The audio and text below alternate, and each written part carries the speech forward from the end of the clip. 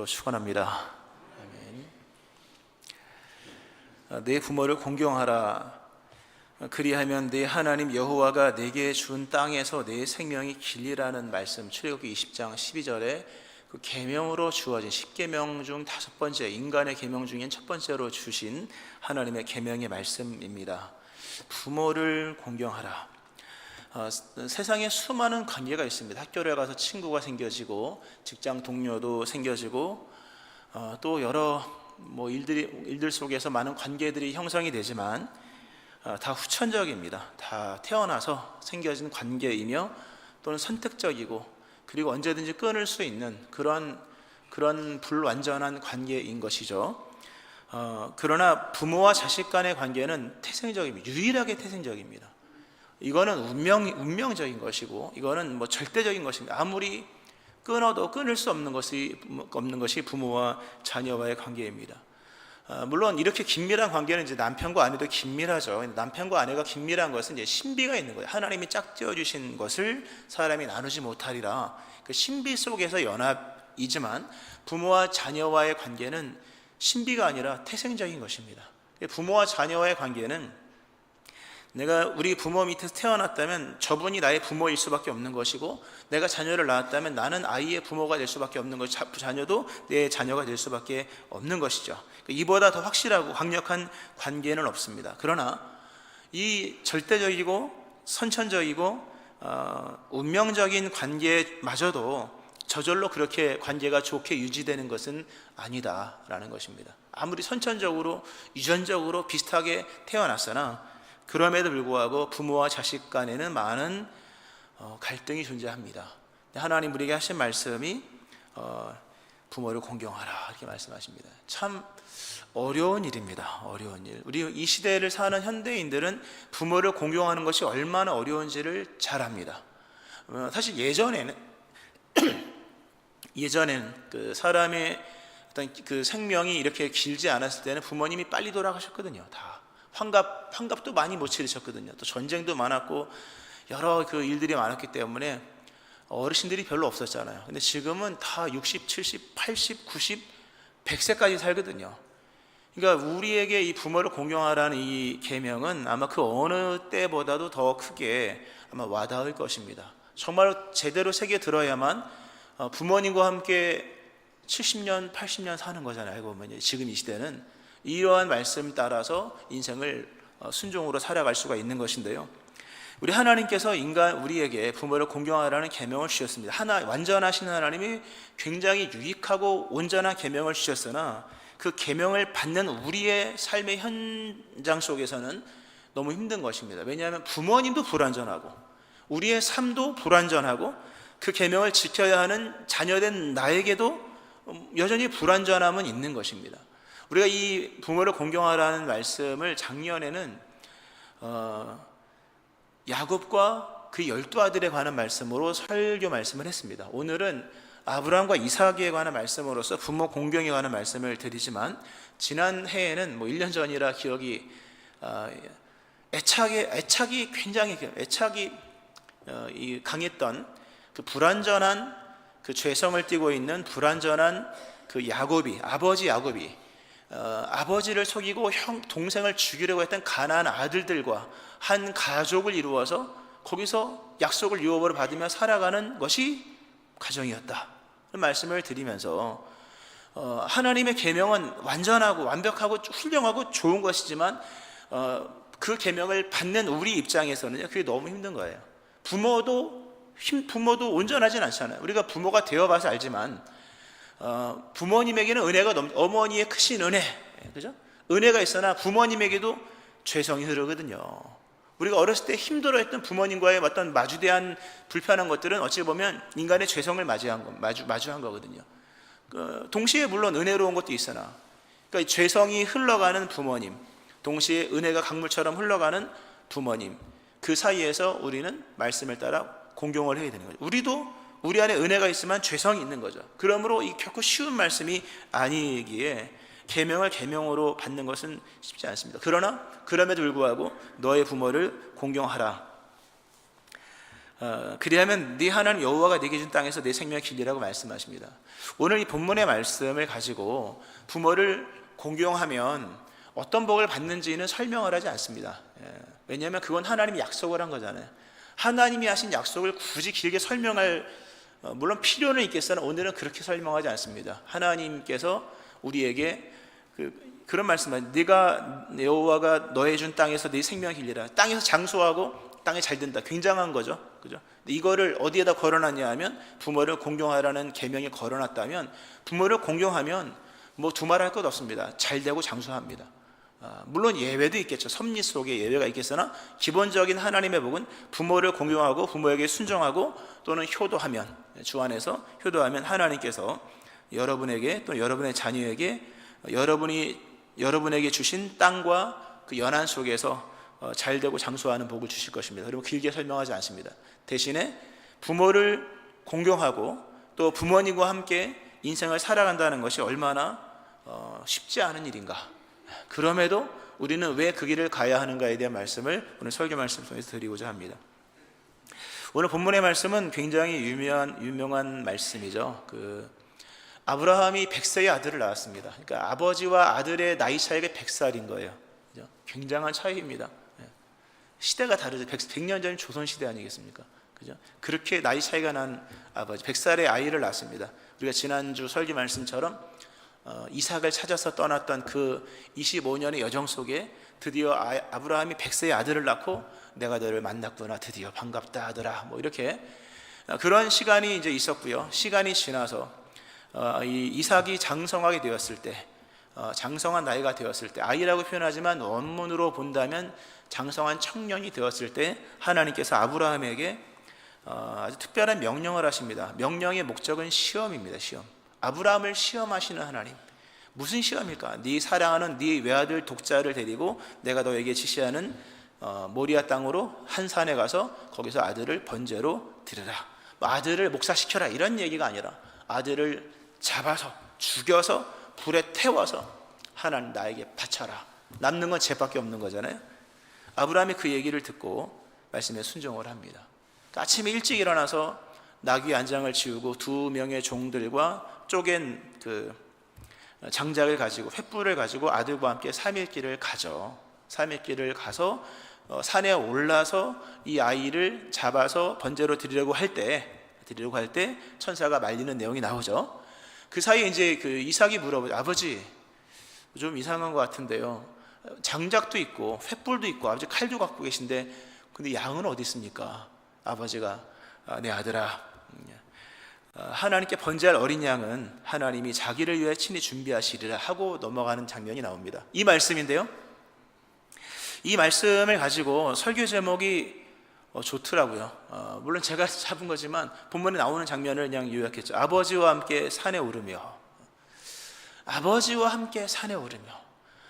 산에 오르는 것은 혼자 가도 쉽지가 않습니다. 누구와 함께 가면요 더 힘들죠.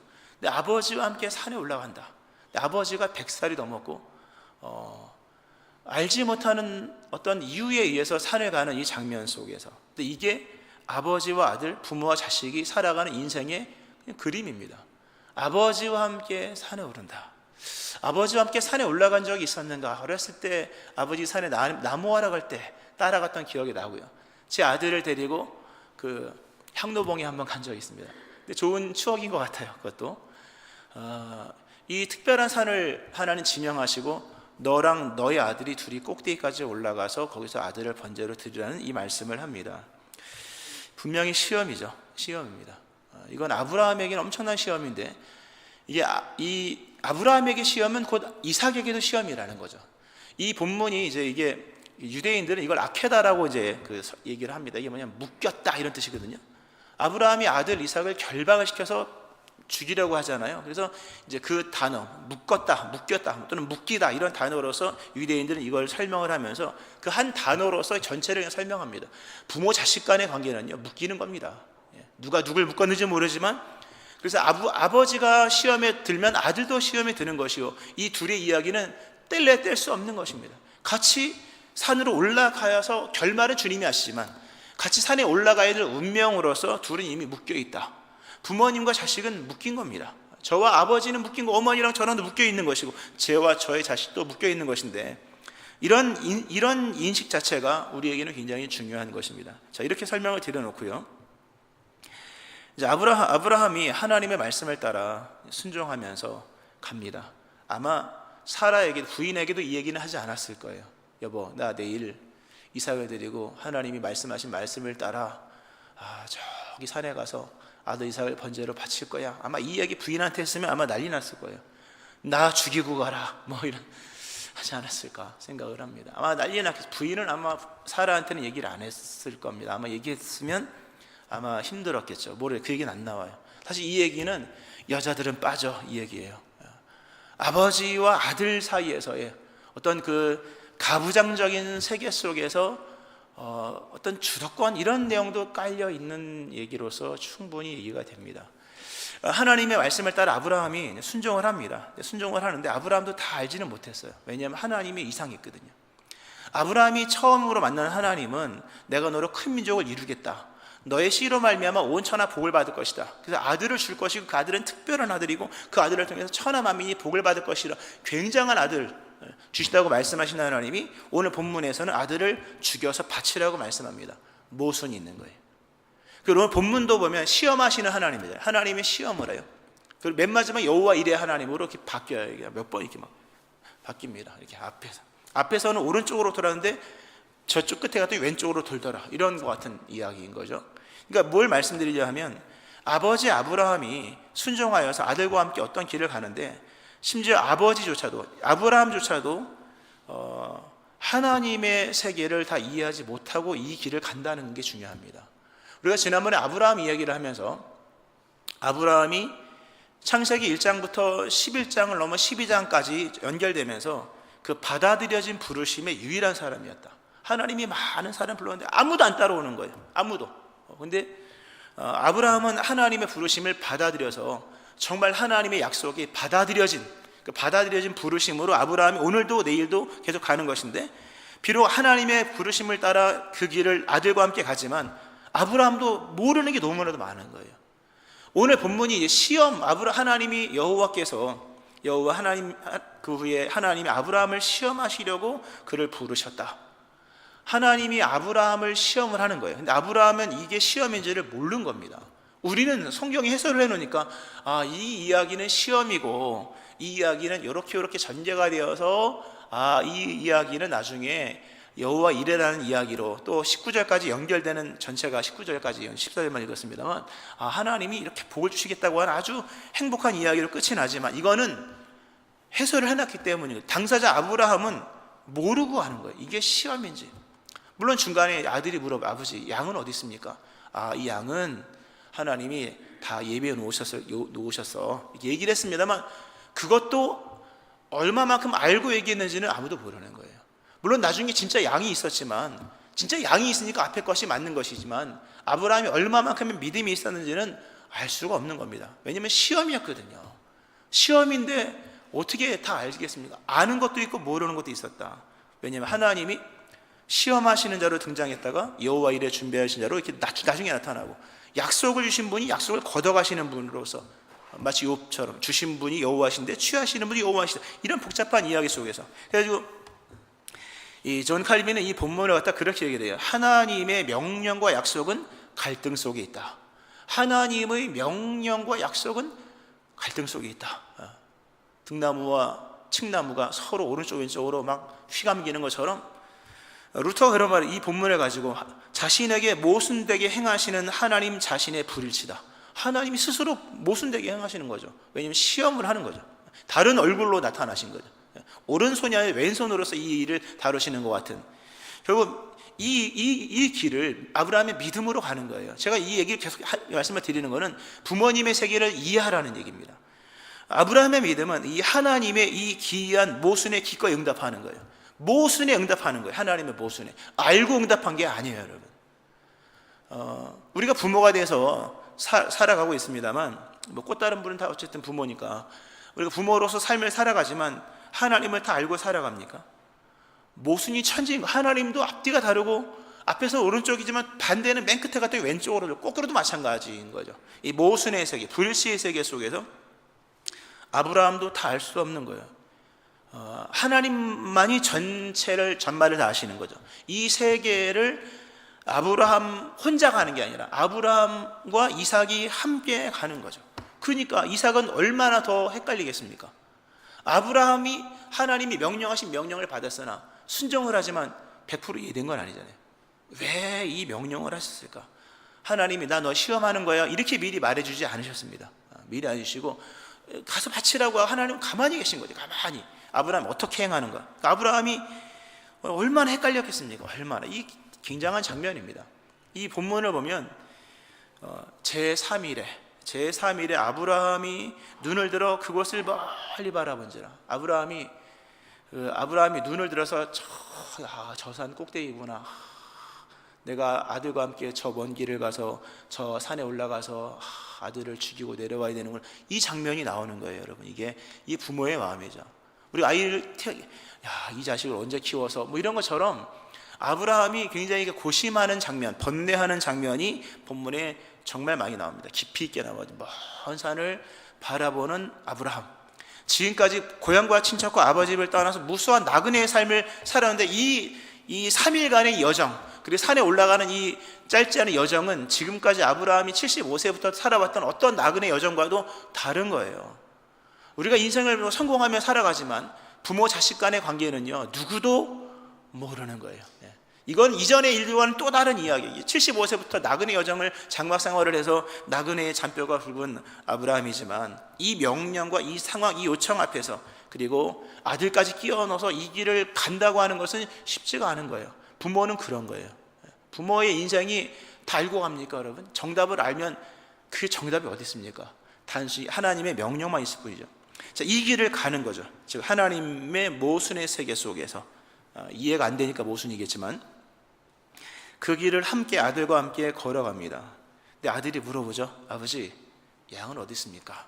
근데 아버지가 대답을 해주지만 그게 정답인지 아닌지는 나중에만 알 수 있는 것입니다. 근데 하나님은 이 일을 통하여서 아브라함을 시험하실 뿐만 아니라 이삭에게도 어떤 것을 요구하시는 것이죠. 이 장면을 통해서 우리 하나님께서, 이게 사실 중요한 게요. 이게 중요한 게 성경 최초의 아버지잖아요.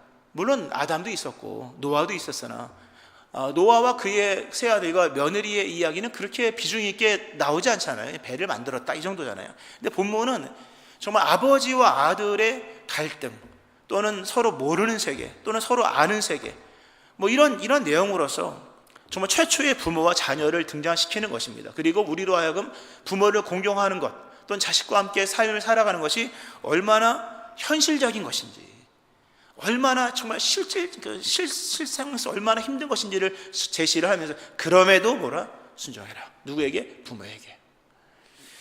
이 본문을 보면 이 현대 사회를 살아가는 우리가 반드시 필요 조건, 충분 조건으로 찾는 조건들을 다 깹니다. 현대인들이 추구하는 우상을 깬다. 오늘 본문은 소통이라는 우상이 깨집니다.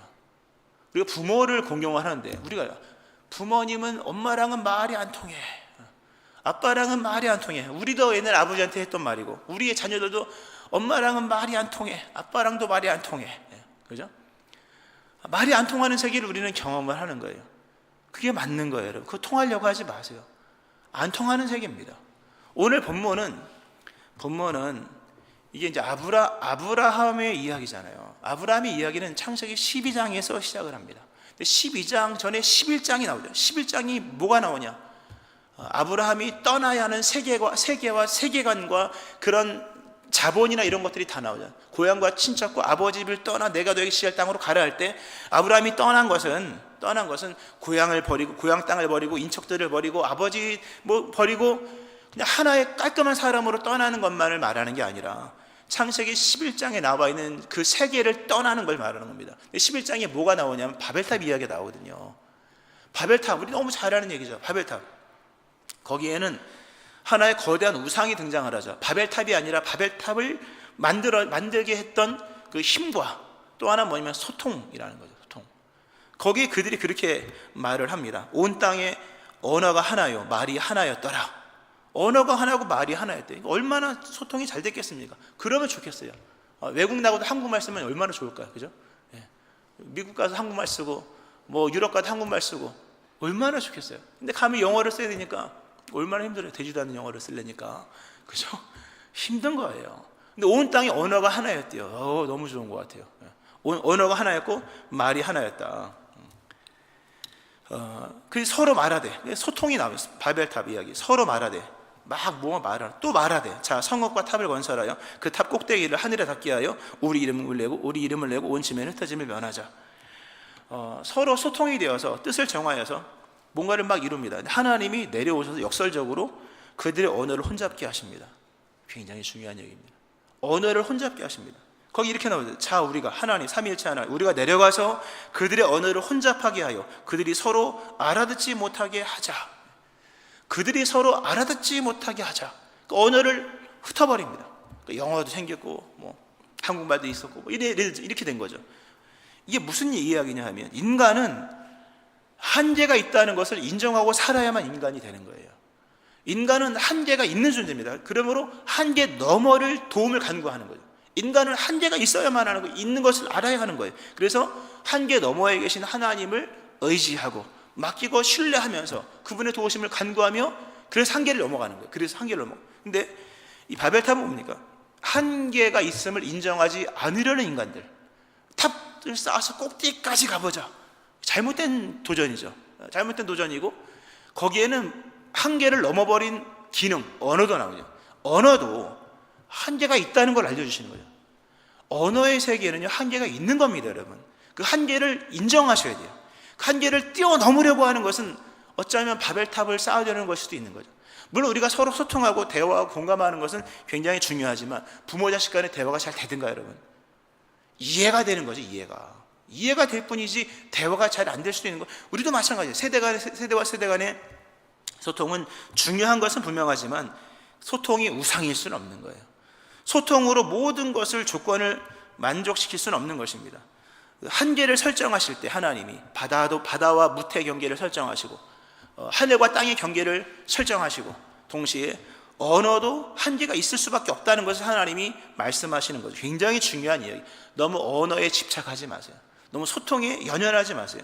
소통이 우상이 되어서는 안 되는 것입니다. 사랑은 소통이 아니잖아요, 여러분. 사랑은 신뢰입니다.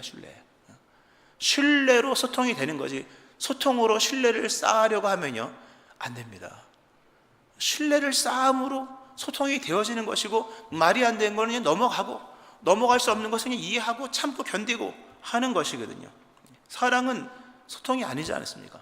근데 이 소통이 마치 사랑의 전부인 것처럼 하면서 그 언어의 한계를 인정을 하지 않으면서 끝까지 언어와 언어로서 나가는 이런 시대, 부모와 자녀가 이런 일들이 정말 많은 거죠. 오늘 본문 속에서 아브라함과 이삭은요, 긴 대화가 없습니다. 침묵 일관인 거죠. 반면에 그들은 뭡니까? 신뢰를 하는 거죠. 사랑은 서로를 신뢰하는 것이지 100% 소통이 아닌 거예요, 여러분. 나는 남편과 말이 너무 안 통해. 나는 아내는 도대체 말귀를 못 알아들어. 네. 거기까지인 거예요, 여러분. 네. 거기까지인 거죠. 더 이상 좁힐 수가 없다는 것을 아셔요. 이미 혼잡한 언어의 세계는 우리 안에 존재하는 거죠. 고린도서 13장에 보면 이런 말씀이 있죠. 사람의 방언과 천사의 말을 할지라도 사랑이 없으면 소리나는 구리 올리는 꽹과리가 되고, 이게 어떤 역설이 있냐면, 아무리 말을 유창하게 하고 말을 서로 천사 말을 한다 할지라도 사랑은 거기서 생겨지는 게 아니다. 사랑이 있음으로 인하여 소통이 되어지는 거예요, 사실요. 그렇게 말씀하죠. 사랑은 모든 것을 참으며 모든 것을 믿으며 모든 것을 바라며 모든 것을 견디느니라. 여기서 말하는 모든 것을 참고 모든 것을 믿으며 모든 것을 바라며 모든 것을 견딘다. 여기서 말하는 모든 것은 소통이 되지 않는 또는 공감이 되지 않는 것을 포함하는 얘기입니다. 소통이 되지 않는 것도 이해하고, 소통이 되지 않는 것도 참고, 소통이 되지 않는 것도 믿으며 또는 바라며 견디는 거예요. 그러니까 소통의 우상에서 나오셔야 부모를 공경할 수 있습니다. 부모님은 말이 안 통해요, 여러분. 그거 당연한 거죠. 부모님들 말할 시간도 없어요. 돈 버냐고, 농사 짓냐고, 일할 시간이 없습니다. 하루 종일 그죠? 그러니까 대화도 흔치 않았고, 대화할 시간도 없었고, 입 열면 요점만 나오는 거예요. 그죠? 그러니까 대화가 될 수가 없어요. 우리도 마찬가지예요. 우리가 많은 것을 말한다 하지만 자기 세계의 언어일 뿐인 거죠. 오늘 본문에 기나긴 침묵이 나오잖아요. 대화는 나오지 않아요. 부모 자식 간의 공경에서 대화는 그렇게 중요한 게 아니다. 기나긴 침묵만 나오는 거예요. 침묵은 오늘 본문에 침묵이 나오잖아요. 아브라함이 들고 칼과 햇불 들고 올라가고, 이삭은 등짐에 잔뜩 자기를 태우게 할 이 장작을 들고, 그러나 그게 뭔지도 모르고 올라가는, 둘이 미묘한 침묵만 흐르는 거죠. 이 침묵이 뭐냐 하면 소통의 종결이 아닌 거예요. 또는 공감의 일치로 드디어 평안이 이런 게 아니라 소통의 부재와 공감의 불일치를 말하는 거예요. 그러나 그건 중요하지 않다. 소통이 안 돼도, 심지어 공감도 마찬가지. 너무 공감을 우상시하지 마세요, 여러분.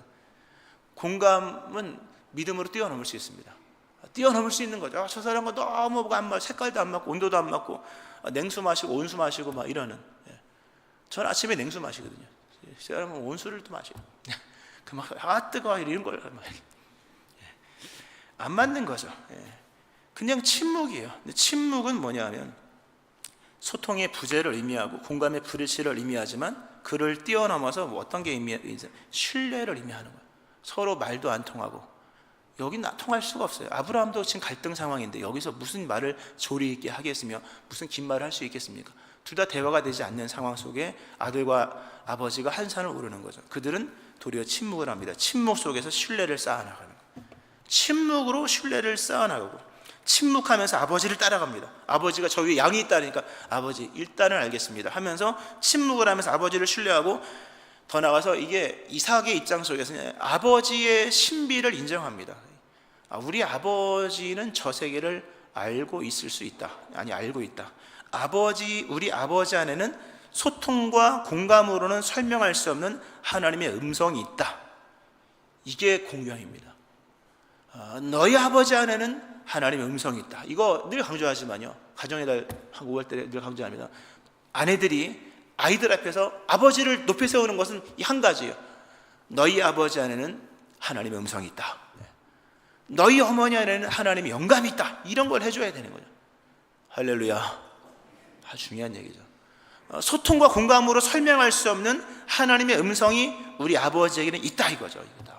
그러니까 침묵하고 나가는, 다 알려 하지도 않고 다 공감하리다, 나중에 다 공감될 것이고 나중에 알게 될 것이니까 나가는 거죠. 이 본문은 이 침묵 속에서 부모를 공경하는 것이 어떤 것인지, 또는 자녀를 사랑하는 것이 어떤 것인지를 제시를 합니다. 본문을 보면요, 참 다각도로서 이렇게 설명을 하는데요, 이게 아버지와 아들과의 관계로서 내 아버지, 내 아들아, 내가 여기 있다, 이렇게 정말 이렇게 긴밀한 관계로 설명을 함과 동시에, 그러나 부모 자식 간의 관계에서도 끝내는 서로 하나 될 수 없는 어떤 그 거리나 실존이나 이런 것들이 본문에 나옵니다. 6절과 8절을 보시면 한번 보세요. 6절을 보시면 거기 그렇게 나오고, 6절에 보시면 아브라함이 이에 번제 나무를 가져다가 그의 아들 이삭에게 지우고 자기는 불과 칼을 손에 들고 두 사람이 동행하더니, 8절에도 보면 아브라함이 이르되 내 아들아, 번제할 어린 양은 하나님이 자기를 위하여 친히 준비하리라 하고 두 사람이 함께 나아가서, 이렇게 나옵니다. 두 사람이 동행했고 두 사람이 함께 나가서 산으로 올라갔다. 각각의 두 사람이라는 것을 의미하는 겁니다. 참 중요한 이야기입니다. 우리 하나님은 사람을 한 사람 한 사람 만드셨습니다. 한 사람 한 사람 만드신 거죠. 각각의 사람을 만드셨다. 오늘도 본문을 보면 아버지와 아들이고 약속을 유업으로 함께 물려받고 함께 여호와의 산에 동시에 올라가는, 동시를 살고 같은 장소에서 같은 시간으로서 같은 목적을 향해 나가지만, 성경은 참 감사하게도 그러나 둘은 각각의 사람이었다. 각각의 사람으로 두 사람이 동행하고 두 사람이 함께했다. 동행도 있었고 함께도 있었으나 두 사람은 말 그대로 두 사람이다. 두 사람은 말 그대로 두 사람이다. 너의 이웃과 함께 그 길을 갈 수 있어야 되는 거예요. 두 사람은 끝끝내 이웃은 둘이잖아요.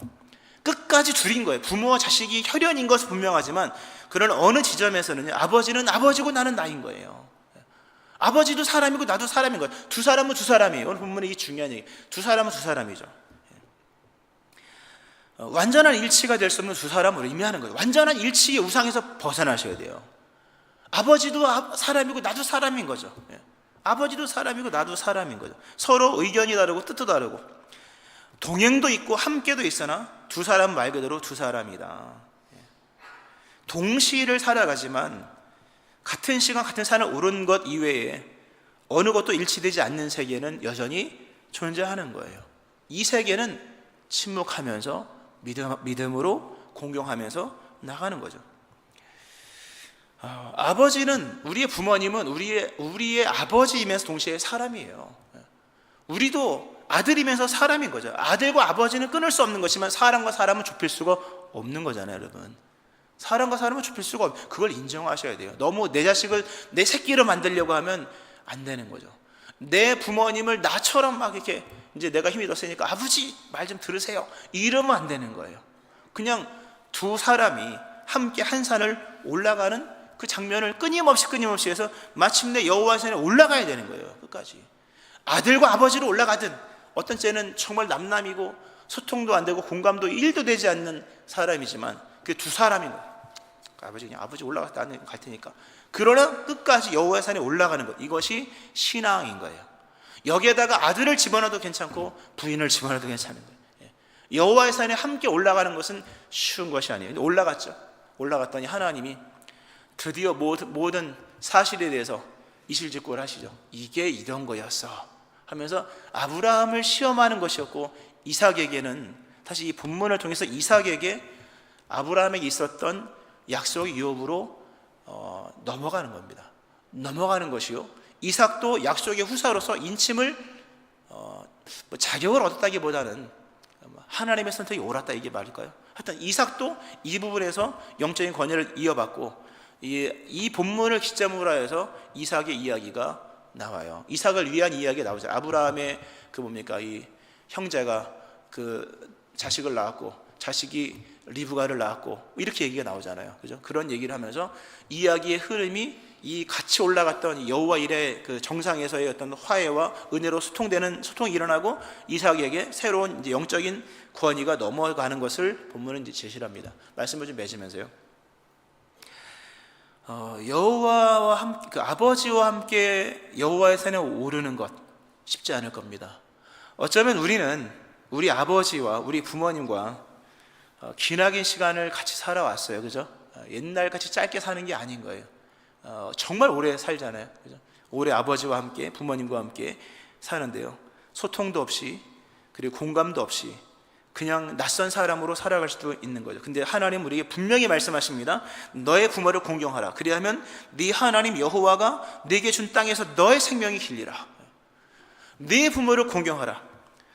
불통불일치 또는 그냥 각각의 낯선 개인 같은 모습이라 할지라도 오늘 하나님 하신 말씀을 따라 둘 다 여호와의 산에 올라가셔야 돼요. 이 일에 성공하셔야 돼요. 누가 내려온다거나 누가 포기한다거나 하면 안 되는 거예요. 둘 다 아버지와 아들, 부모를 공경하면서 아들을 이해하면서 서로 여호와의 산에 올라갈 때 거기서 여호와 이레를 경험하는 거죠. 하나님의 해석을 경험하는 거예요. 이 은혜가 여러분의 가정과 여러분의 부모님과 여러분의 관계, 여러분 부모든 여러분과 여러분의 자녀와의 관계성 속에서 일어나기를 주의 이름으로 축원합니다. 아멘. 기도하시겠습니다. 하나님 아버지, 하나님의 갈등의 세계를 아버지와 아들이 올라갑니다. 이것이 우리의 신앙의 삶의 실제인 것을 보게 됩니다. 하나님, 부모님을 공경하는 것은 결코 쉬운 일이 아니며 또 우리 자녀를 함께 키워나가는 것도 쉬운 것은 아닙니다.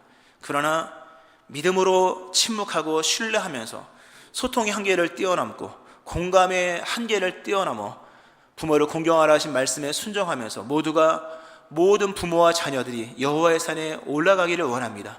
오늘 다시금 우리의 부모님과 또 우리의 자녀들과 함께 여호와의 산에 오르게 도와주시고 그 정상에서 베푸시는 여호와 이레의 복을 모두가 누릴 수 있게 하여 주옵소서. 예수님 이름으로 기도합니다. 아멘.